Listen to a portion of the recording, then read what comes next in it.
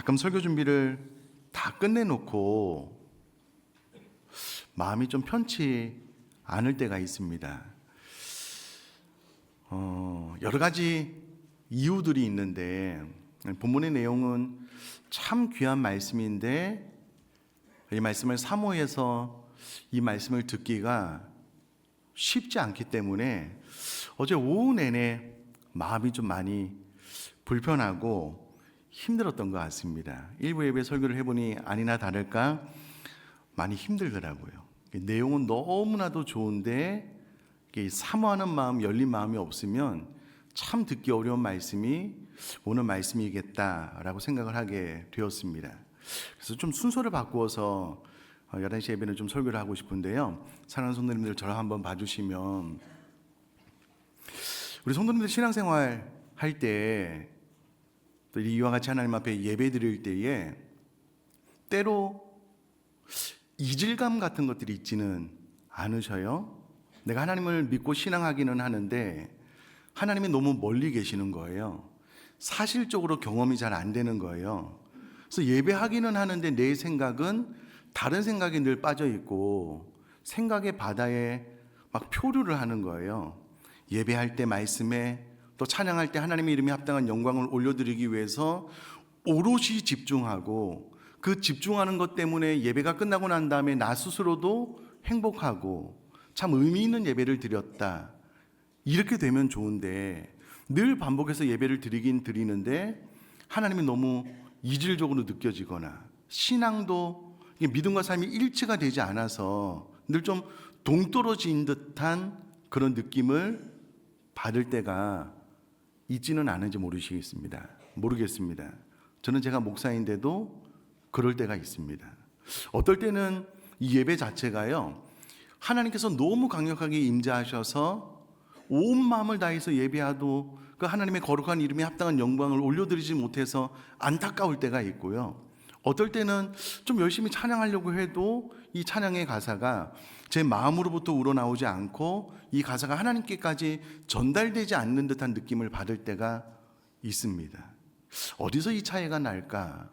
여러 가지 요인들이 있겠지만 오늘 본문 말씀은 이 부분에 대한 명확한 해답을 주는 그런 말씀입니다.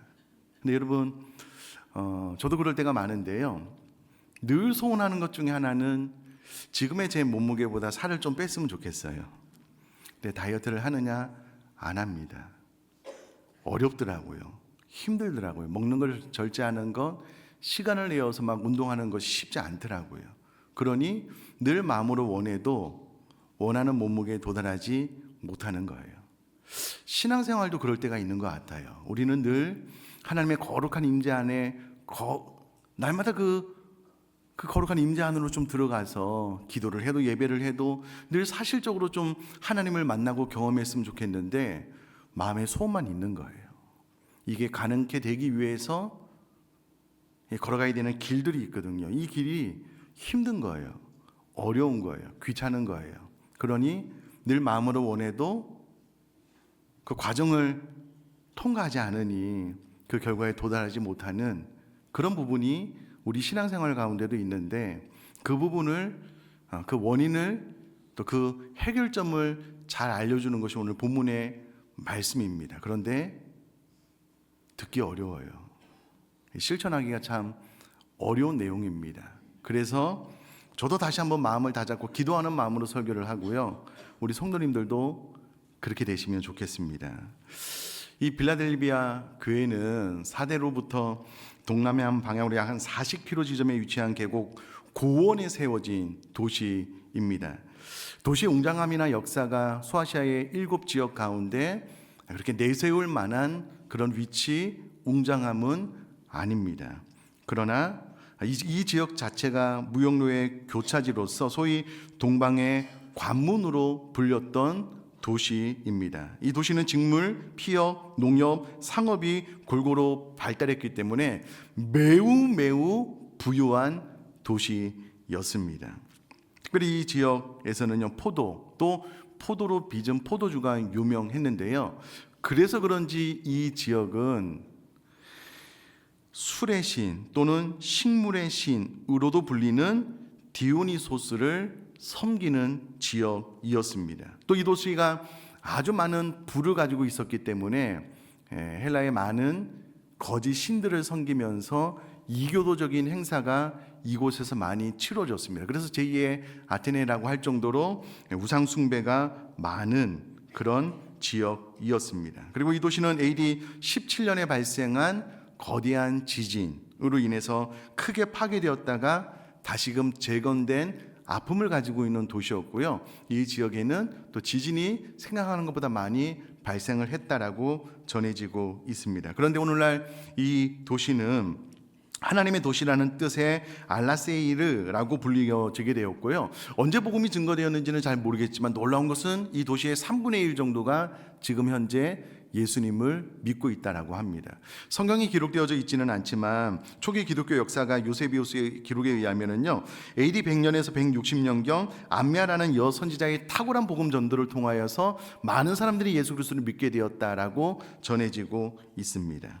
이와 같은 배경을 통해서 본문으로 들어가 보면은요, 3장 7절을 제가 읽어보겠습니다. 빌라델비아 교회의 사자에게 편지하라. 거룩하고 진실하사 다윗의 열쇠를 가지시니 곧 열면 닫을 사람이 없고 닫으면 열 사람이 없는 그가 이르시되. 소아시아 7교회에게 주님께서 나타나실 때마다 그 모습을 다 달리하셨는데요, 달리하신 그 모습을 통하여 각 교회에게 주시는 메시지가 있습니다. 이 빌라델비아 교회 가운데 나타나실 때 가장 먼저 거룩하신 주님으로 나타나셨는데, 이 거룩함은 하나님께서만이 가지고 있는 속성이기 때문에 예수님이 곧 하나님이시다. 그리고 진실하신 분은 완전하다라는 의미가 있는데요, 예수 그리스도의 신적 완전성을 의미하고요. 또 다윗의 열쇠를 가지었다라는 것은 그가 유일무이한 신적 권세를 가지시고 하나님의 나라를 통치한다라는 의미를 가지고 있습니다. 그러므로 예수님이 곧 하나님이시고 하나님의 절대 권력을 가지고 예수님 또한 이 나라를 다스리고 통치하시는 분이시다라는 것을 예수님의 나타나는 모습을 통하여 빌라델비아 교회 성도들에게 전해주고 있습니다. 자, 그런데 네 번째 묘사로 열면 닫을 사람이 없고 닫으면 열 사람이 없는 주님으로 소개를 하고 있는데요, 예수 그리스도께서 과연 무엇을 열고 닫으시는가? 라고 질문을 했을 때에 많은 성경학자들은 이 자체가 문의 여닫음과 관련하여 유추해 볼 때 복음 전파의 문과 관련이 있을 것이다 라고 이야기를 합니다. 그러므로 이 빌라델비아 교회는 그 누구보다도 전도 선교에 열심히 있었던 교회였고요. 또 하나는 이제 새 예루살렘 성전으로 들어가는 문을 의미하는데, 이 환난과 핍박을 이기고 말세지 말에 복음을 증거하고 선교하는 사명을 잘 감당했던 이 빌라델비아 교회 성도들에게 주님께서 새 예루살렘 성전으로 들어가는 문을 열어놓으셨다라는 약속의 말씀이기도 합니다. 자, 첫 번째 해석으로 본다면 이 빌라델비아 교회는요, 선교에 열정이 있는 교회였다라는 것을 알 수가 있습니다. 자, 제가 3절 8절도 한번 3장 8절도 읽어보면은요, 볼저다는 내가 내 앞에 열린 문을 두었으되 능히 닫을 사람이 없으리라. 내가 내 행위를 아노니 내가 작은 능력을 가지고서도 내 말을 지키며 내 이름을 배반하지 아니하였도다.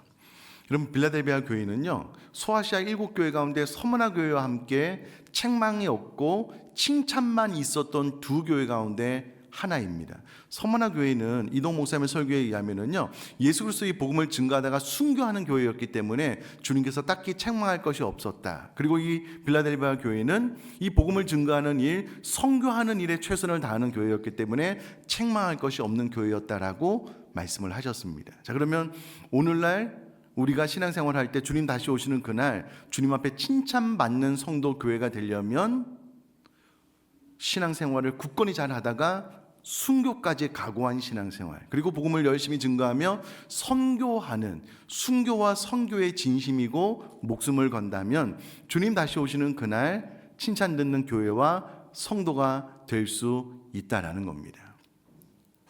제가 한번 축복할까요? 사랑하는 성도님들, 순교의 자리까지 신앙생활을 잘할 수 있기를 주님의 이름으로 축복합니다. 전도와 선교하는 일에 목숨을 걸 수 있기를 주님의 이름으로 축복합니다. 아멘이 좀 힘이 없지 않나요? 그래서 듣기 어렵습니다. 내가 정말 신앙생활 하는데 순교까지? 아유, 뭐 코로나 때 뭐 이거 코로나 걸리면 아파서 뭐 교회도 안 나가는, 못 나가는, 순교의 아멘? 선교? 나 선교 별로 관심이 없는데 선교는 열심히 있는 사람만 하는 거 아닌가? 아멘이 잘 안 되는 대목이잖아요. 그래서 어렵습니다. 자, 그러나 분명한 것은 순교와 선교를 감당하는 교회가 주님 다시 오시는 그날 책망은 없고 칭찬만 있는 교회였음을 기억한다면 우리 또한 주님의 마음을 감동시키고 우리 신앙생활에 칭찬 듣는 신앙생활이 되려면 반드시 순교를 각오한 신앙생활, 그리고 전도 선교에 목숨을 거는 신앙생활을 해야만 주님 다시 오시는 그날 칭찬 듣는 신앙생활이 될 수 있다는 것은 본문을 통해서 분명히 알 수 있습니다. 자, 계속해서 8절 말씀을 보면은요, 이 빌라델비아 교회의 작은 특징을 하나 말해주고 있는데, 내가 작은 능력을 가지고서도 라고 기록이 되어져 있습니다. 이것을 원어로 찾아서 직역을 해보니까는요, 문자적으로 보니까는요, 능력이 거의 없는 이라는 뜻입니다. 그러므로 이 빌라델비아 교회의 구성원은 아주 소수이지 않았을까, 그리고 능력이 없었다는 말을 통해서 이 도시 안에서 주를 이루는 혹은 상류계층이 아니라 하류계층이 아니었을까라는 것을 추측을 해볼 수 있는 대목입니다. 그러니 이 빌라델비아 교회는요, 이 지역에서 아주 작은 수로, 그리고 도시의 하층민이 모여서 어떠한 영향력도 발휘하기 어려운 교회였을 것이다 라는 것을 이 단어를 통해서 알 수가 있습니다. 근데 놀라운 것은요, 이 교회에 유대인들이 조직적으로 계속해서 핍박을 했거든요. 환난과 시련을 가했거든요. 그럼에도 불구하고 그들의 믿음을 꺾지 않고 신앙생활을 잘했던 교회가 바로 이 빌라델비아 교회라는 겁니다. 그러므로 여러분, 주님 다시 오시는 그날 칭찬받는다라고 했을 때, 여러분, 성도님들이 많이 모이는 교회가 주님 앞에 칭찬받는다? 아니요, 절대 그렇지 않습니다. 교회의 사이즈 규모는 전혀 상관이 없습니다. 교회의 본질을 따라서 신앙생활을 내가 순교할 각오까지 한 믿음 생활을 온전히 하고 있는가, 또 주님의 말씀에 순종하여서 복음을 증거하고 선교하는 일에 최선을 다하고 있는가가 주님 다시 오시는 그날 주님 앞에 칭찬 듣는 요소이지, 그러면 이 빌라델피아 교회는 아주 작은 교회였고요, 또 도시 하층민으로 구성된 교회였음에도 불구하고 주님 앞에 칭찬만 있었던 교회다라는 것을 꼭 기억하시면 좋겠습니다. 자, 그런데 이 교회가 선교를 잘 감당을 한다라고 했을 때 선교도 두 가지 측면을 말할 수가 있는데요, 하나는 진짜 복음을 잘 증거하는 전도 선교, 그리고 형제 사랑, 지체 사랑, 서로를 향한 사랑의 방향으로 선교, 이것이 이제 주님께서 우리에게 주신 위대한 대사명인데요, 이것을 잘 감당했다라는 것을 알 수가 있습니다. 왜냐하면 이 빌라델비아 지역 자체가, 이 이름 자체가 필로스, 사랑, 아델포스, 형제라는 두 단어가 결합이 되어서 형제 사랑이라는 의미를 가지고 있는 도시이기 때문에 그렇습니다. 역사를 좀 잠깐 말씀을 드리면은요, 과거 페르가몬 왕국 시대에 이 지역의 통치자였던 에우메네스 2세가요, 전장에 나갈 때마다 그의 동생에게 로마의 정치를 맡겼는데요, 그 동생의 이름이 아탈로스 2세입니다. 내정을 맡겼는데요, 이 동생이 너무 똑똑하고 탁월한 거예요. 그래서 로마의 아마 원로들이었을 것 같은데, 이 동생을 로마의 황제로 세워서 우리가 뒤에서 좀 조종을 해보려고 이 아우메네스의 동생 아탈로스 2세는 많이 좀 부추겼던 것 같아요. 이때 아탈로스가요, 이런 지하에 거절하고 형에게 충성을 다했다라고 하는데요, 이것을 가르쳐서 세상 사람들은 아탈로스의 형제라고 부르게 되었고, 이것이 빌라델피아라는 지역의 이름의 유래가 되었다라고 합니다. 그러니까 형제의 진한 사랑이 내려오는 이 땅에 세워진 교회가 소수로서 유대인들의 계획적인 집요한 환난과 핍박 가운데도 서로 똘똘 뭉쳐서 서로 사랑의 진심인 거예요. 그리고 적은 숫자로 도시의 하층민이었음에도 불구하고 복음 증가하는 일과 선교의 진심인 거예요. 그러니 주님께서 이 교회에 칭찬할 것밖에 없었다라고 기록을 하고 있다라는 겁니다. 자, 9절도 제가 읽어보면은요, 보라, 사탄의 회당 곧 자칭 유대인이라 하나 그렇지 아니하고 거짓말하는 자들 중에서 몇을 내게 줘 그들로 와서 내 발 앞에 절하게 하고 내가 너를 사랑하는 줄을 알게 하리라. 아마도 여러분, 이 교인이 하층민이었기 때문에 유대인들이 집요하게 계획적으로 이 빌라델비아 교회를 핍박하고 시련을 가하는 것은 더 가혹하게 느껴졌을 것 같아요. 그럼에도 불구하고 이 모든 시련을 이겨내게 되자 주님께서 그들에게 그들로 와서 내 발 앞에 절하게 하고 내가 너를 사랑하는 줄을 알게 할 것에 대한 승리의 말씀을 주고 계십니다. 그러면서 10절에 이렇게 말씀을 하고 있는데요. 내가 나의 인내의 말씀을 지켰은즉 내가 또한 너를 지켜 시험의 때를 면하게 하리니 이는 장차 온 세상에 임하여 땅에 거하는 자들을 시험할 때라. 여러분, 이 말씀을 보면은요, 내가 나의 인내의 말씀을 지켰기 때문에 내가 또한 너를 지켜주겠다라고 약속을 하고 계십니다. 그럼 여기서 말하는 시험의 때는 예수님 다시 오시기 전에 이 땅 가운데, 지구 전체 가운데 임하는 종말론적인 시련을 말합니다. 이 시련의 때에 주님께서 너희들을 지켜주겠다라고 약속을 하고 계시는 것입니다. 자, 그런데 인내의 말씀을 지켰기 때문에, 인내의 말씀을 지킴으로 유대인들이 조직적으로 시련을 가했을 때에 내가 너를 지켜주겠다라고 약속을 하고 있다라는 겁니다. 자, 그러면 여러분, 주님의 약속, 주님의 함께 하심은 무엇을 통해서 알 수 있냐면요, 나의 현재 상황 가운데 닥친 시련을 말씀에 순종하기 위한 부단히도 노력하는 그 순종을 통하여 주님의 함께하심, 주님의 보호하심이 내 미래의 현재에 임하고 있다는 것을 알 수 있다는 거예요. 이걸 뒤집어서 이야기를 하면, 여러분, 하나님께서 우리에게 주시는 평화를 누리는 것이 당연하지만 그런 평화 말고요, 넓은 길로, 편한 길로, 어떠한 사역도 하지 않고 수월하게 가는 길, 그 신앙의 길 끝에는요, 멸망만 있습니다. 주님의 함께하심, 주님의 보호하심이 필요가 없어요. 어렵고 힘든 일은 다 뒤로 하고 편안하고 그냥 안락한 신앙생활을 하면 주님의 함께하심, 보호하심에 대한 약속이 없다라는 거예요. 뒤집어서 내가 신앙생활을 하려고 하면 할수록 세상에 많은 환난과 시련이 오는 거예요. 그래서 더욱더 주님을 의지하고 주님 앞에 기도하게 돼요. 그러면 하나님의 임재로 인해서 하나님의 보호하심, 하나님의 함께하심을 더 뚜렷하게 느낄 수 있는데, 그러므로 현재 내 삶 가운데 닥친 시련을 통해서 하나님의 함께하심을 경험할 수 있다라는 거예요. 그러니 여러분, 넓은 길, 편한 길로만 가려고 하는 신앙생활 가운데는요, 하나님의 거룩한 임재, 하나님의 함께하심, 하나님의 보호하심을 느끼기가 어려워요. 그렇게 신앙생활을 하면 할수록 하나님과 점점 멀어지게 되는 거예요. 그러니까 이 신앙과 내 삶이 이질감이 있는 거예요.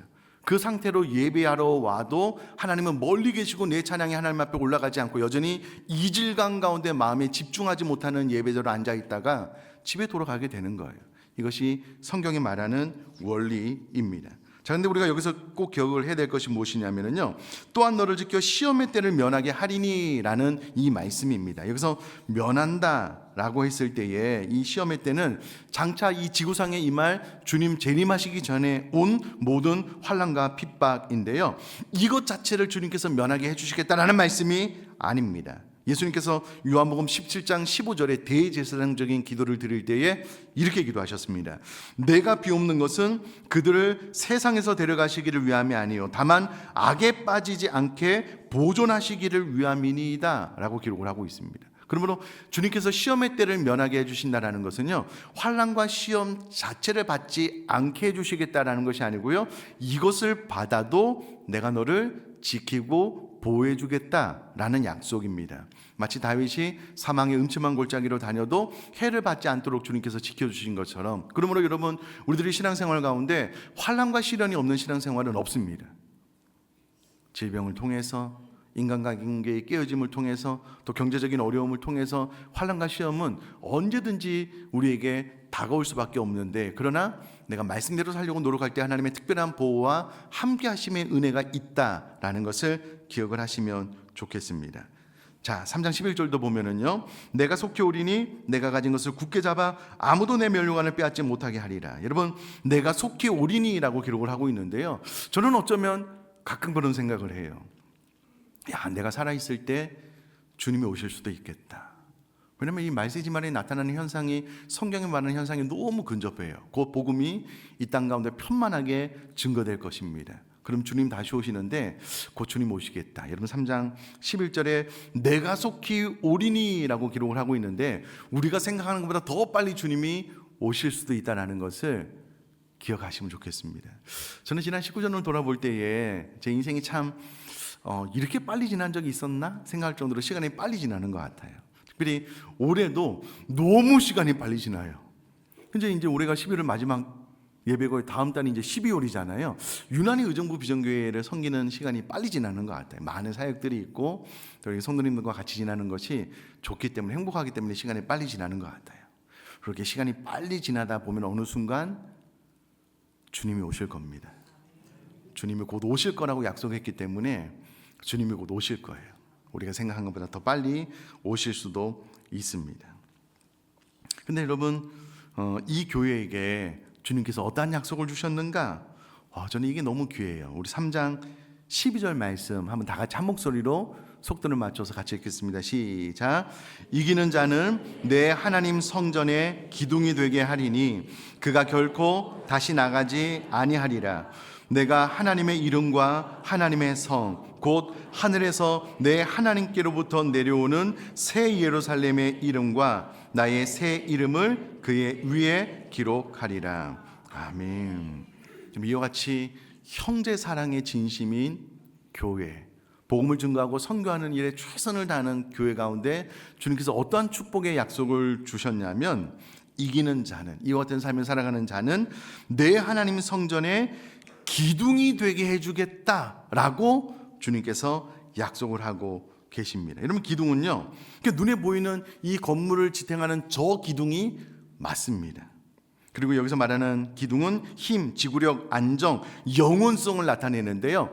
여러분, 특별히 성전의 기둥이 되게 해주시겠다라고 했을 때 성전은 늘 하나님의 임재를 상징하는 장소입니다.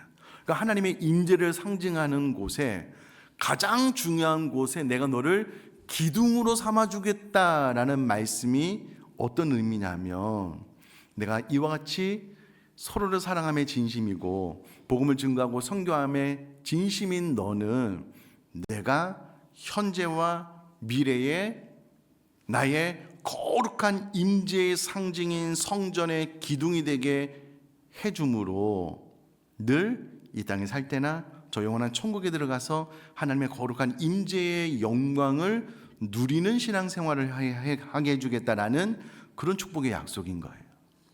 그럼 잘 보셔요. 저는 늘 하나님 앞에 기도하는 것 중에 하나가 뭐냐면, 새벽에도 마찬가지로 이렇게 예배할 때마다요, 흩날리지 않았으면 좋겠어요. 그냥 앉아있다가 막 나도 모르는 말을 떠들고 그냥 돌아가지 않았으면 좋겠고요. 예배할 때도 어떻게 하면 하나님의 이름에 합당한 거룩한 영광을 올려드릴 수 있을까라는 것을 고민하면서 하나님의 거룩한 임재가 제 삶 모든 영역에 있었으면 좋겠다라고 간절한 마음으로 기도합니다. 우리 성도님들도 그렇게 기도하지 않으셔요? 그렇게 기도하시죠?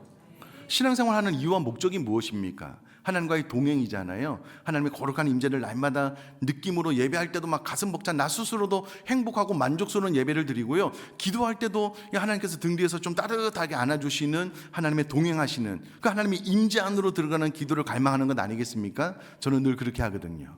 근데 이 축복의 약속이 누구에게 주어지냐면, 교회 안에서 성도들이 서로 뜨겁게 사랑하는, 그리고 복음을 증거하고 선교하는 일에 최선을 다하는 그들에게 하나님의 거룩한 임재가 늘 있는 그 성전의 기둥이 되게 해주시겠다라고 약속을 해주고 있다라는 겁니다. 사랑하는 성도님들, 잘 생각을 해보셔요. 내가 우리 성도님들을 마음 다해서 진심으로 사랑하려고 하나님 앞에 기도하는데 꼭 눈에 가시 같은 사람이 있어요, 없어요? 있어요. 꼭 눈에 가시 같은 사람이 있어요. 주는 것 없이 미운 사람이 있어요.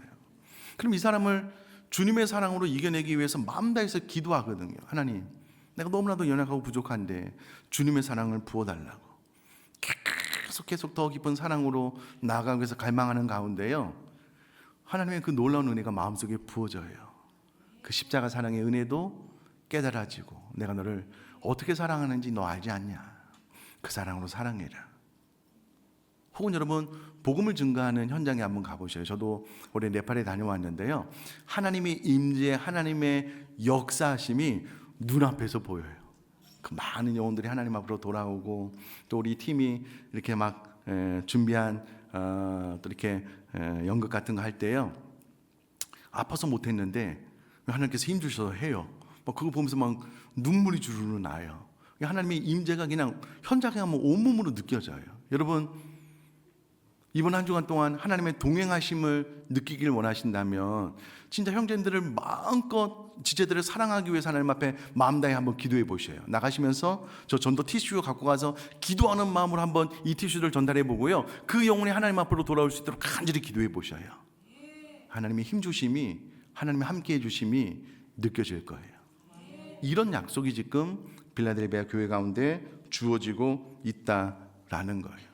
뒤집어서 이야기를 하면 왜 내가 신앙생활하는데 하나님의 거룩한 임재 안으로 들어가지 못할까? 예배하는데 늘 이질감이 있고 뭔가 좀 내가 좀 집중해서 하나님 앞에 찬양하고 예배하고 예배가 끝나면 나 스스로도 좀 만족스럽고 좀 뿌듯했으면 좋겠는데 왜 이렇게 막 껍질이 막 너무 많이 쌓여가지고 하나님의 거룩한 임재를 느끼지 못하고 마음은 공허하고 왜 이렇게 되는가? 뜨겁게 사랑하지 않아서 그렇다는 거예요.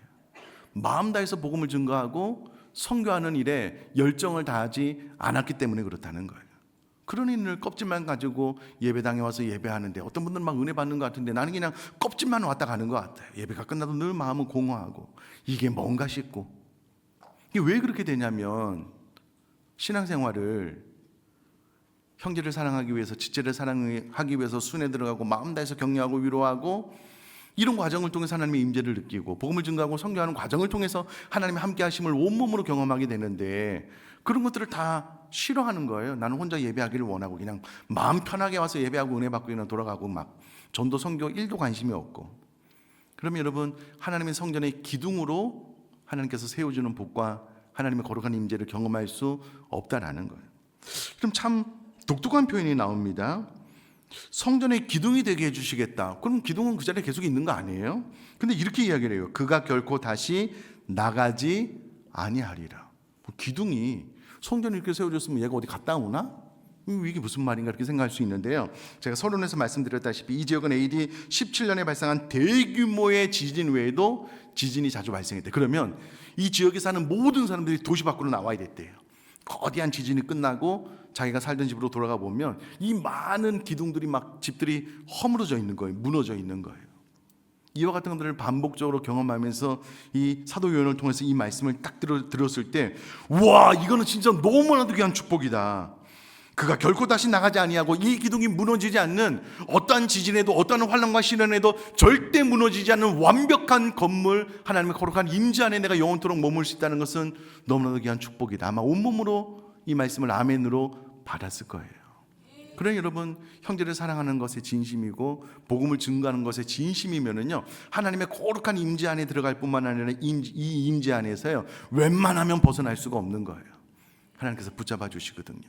뒤집어서 이야기를 하면 이 두 가지에 우리가 최선을 다하지 않으면 하나님의 거룩한 임재 경험하지 못할 뿐만 아니라 잠깐 그것을 경험했다가도 금방 그냥 막 이탈해 버리는 거예요. 마음이 흩날리고 기도에 집중도 안 되고 예배할 때 온 마음을 담기가 너무 어렵고 삶은 황폐해지고. 그래서 여러분, 이 빌라델비아 교회 교훈이 너무나도 중요한 거예요. 근데 문제는 우리 가운데 진짜 성도를, 서로가 서로를 사랑하는 일에 목숨을 걸 것인가, 전도와 선교하는 일에 내가 최선을 다할 것인가. 그렇게 되면 주님께서 이 성전의 기둥, 하나님의 거룩한 임재 안에 있는 그 가장 깊숙한 지성소의 기둥으로 삼아 우리들을 늘 하나님의 동행하심을 경험하는 신앙생활에 대한 복이 약속되어져 있기 때문에 이와 같은 복과 은혜를 받아 누리는 저와 여러분 될 수 있기를 주님의 이름으로 축복합니다. 13절 말씀 다시 한번 읽어볼까요? 귀 있는 자는 성령이 교회들에게 하시는 말씀을 들을지어다.